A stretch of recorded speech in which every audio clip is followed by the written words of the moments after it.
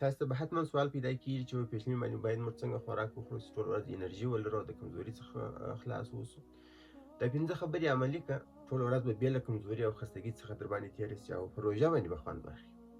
اول داسې خوراک وکړه چې ژر نه هضمېږي، لکه وچه ډوډۍ، لوبیا، نخود او داسې نور خوراکونه، ځکه دا خوراکونه په کراره سره هضمېږي او په تدریجي ډول سره ستا وجود ته انرژي ورکوي او په نتیجه کې ته د ورځې په جریان کې د خستګي او کمزوري احساس نه کوې.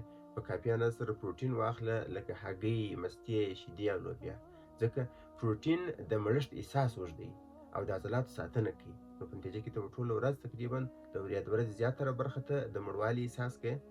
او په خوراک کې فایبر واخله، لکه سبزي او میوې. او فایبر بیا قبض کموي او د وینې د شکرې د ناڅاپي لوړوالي څخه مخنیوی کوي. او په مناسبه اندازه باندې مایعات واخله او د چایو پر ځای باندې اوبه ډېرې وڅښئ، ځکه چې چای کافین لري او کافین د ادرار د زیاتوالي سبب کېږي او ستا د بدن څخه اوبه خارجوي. نو ته په ورځې په جریان کې بیا ژر د اوبو د کموالي یا د تندې احساس درته پیدا کېږي. او ډېر مالګین او خواږه خوراکونه مه خورئ، ځکه مالګه تنده زیاتوي او خواږه شیان تاسې ژر مړوي، مګر وروسته بیا د لوږې احساس درته پیدا کېږي او هغونه انرژي نه درکوي لکه څونه ژر چې د مړښت احساس درکوي.